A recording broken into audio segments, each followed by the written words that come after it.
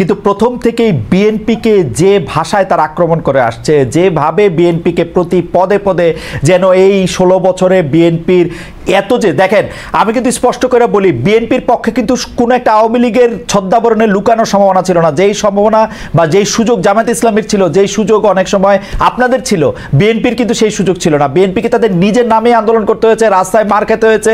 আমি কথা বলছিলাম হেলাল ভাইয়ের সঙ্গে, হেলাল ভাইয়ের এগেনস্টে শুধু 204টি মামলা হয়েছে, এর মধ্যে তিনি কনভিক্টেড হয়েছেন বিভিন্ন জায়গায়। কিন্তু আপনারা প্রথম থেকেই একটা উদ্যোগ হয়তো নিয়েছিলেন যে বিএনপিকে বাতিল করার, এবং বিএনপিকেই আপনারা একটা রাজনৈতিক প্রতীক, এবং বিএনপি নামে আপনারা বিভিন্ন ধরনের প্রকাশ্যে বলেছেন বিএনপি নাকি আওয়ামী লীগের সাথে একজোট হয়ে কোন একটা কাজ করছে। মানে কি ভয়ঙ্কর! মানে আওয়ামী লীগের এই 16 বছরের দুঃশাসনের সবচেয়ে মানে আমি বলবো নির্মম এবং সবচেয়ে ছড়ানো বলি হচ্ছে বিএনপির লোকজনেরা। কিন্তু আপনারা প্রথম থেকেই বিএনপির কোনো ক্রেডিট নাই, বিএনপি বালুর ট্রাক সরাতে পারে না সহ আপনারা যখনই সুযোগ পেয়েছেন তখনই বিএনপিকে আসলে আক্রমণ করে কথা বলেছেন।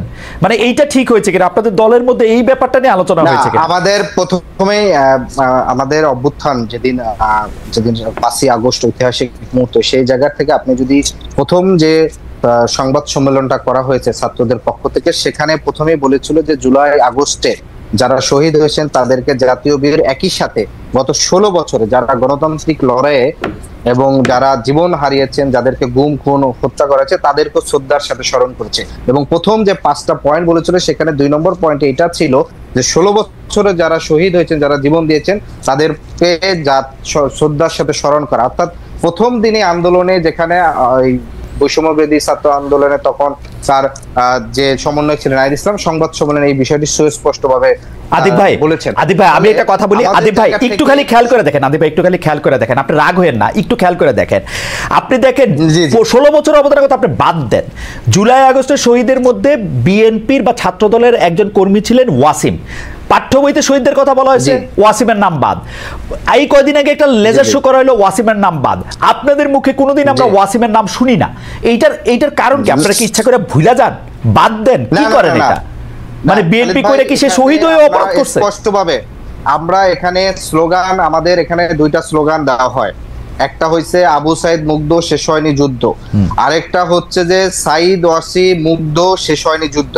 এই যে সাইদ ওয়াসিম মুগ্ধ এবং একই সাথে ওয়াসিমকে ওন করা এবং তাকে, এইটাও কিন্তু আমাদের সেই স্লোগান দেওয়া হয়। আপনাকে যদি দেখতে চান, আমার এখন হয়তো সময় নেই, আমি স্পষ্ট করে আমাদের যে বিভিন্ন প্রোগ্রামগুলো হয় সেখানে আপনার প্রোগ্রামগুলিতে আমি একটু নিয়র থাকি। আদিব ভাই আমারে মাফ করে দেন, আমি একটু নিয়র থাকি, আমার পক্ষে তো আর প্রোগ্রামগুলিতে যাওয়া সম্ভব না। আমি নেতা কর্মীদের কথা শুনি ভাই। ওয়াসিমকে কোনোভাবেই আমরা কিন্তু ডিজোন করতেছি না। আর রাষ্ট্রীয়ভাবে যেটা বলছেন যে রাষ্ট্র এবং সরকারের সাথে আমাদেরকে একই সাথে মেলালে, একই ফ্রেমিং এ দেখলে সেটা আমি মনে করি ঠিক না। বরঞ্চ এই সরকারটা তো শুধু ছাত্রদের সরকার না, কিংবা এনসিপির সরকার না, বরং এই সরকারটি হচ্ছে একটি অভ্যুত্থান পরবর্তী সরকার।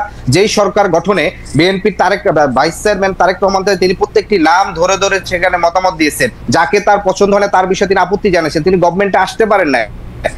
তারপরে যদি এই সরকারের যতজন উপাচার্য নিয়োগ হয়েছে তাদের যদি আপনারা তালিকা দেখেন, তাদের রাজনৈতিক ওরিয়েন্টেশন দেখেন, প্রত্যেকটা জেলায় যারা পিপি হয়েছেন, জেলা জজ হয়েছেন, অ্যাটর্নি জেনারেলের যারা যুক্ত হয়েছেন, সহকারী attorney general, deputy attorney general, প্রধান বিচারপতি থেকে শুরু করে আপনারা প্রত্যেকটা জায়গায় যদি দেখেন, তাহলে রাষ্ট্রের কমপক্ষে 70% বেশি প্রভাব প্রতিপত্তি পদবিতে বিএনপি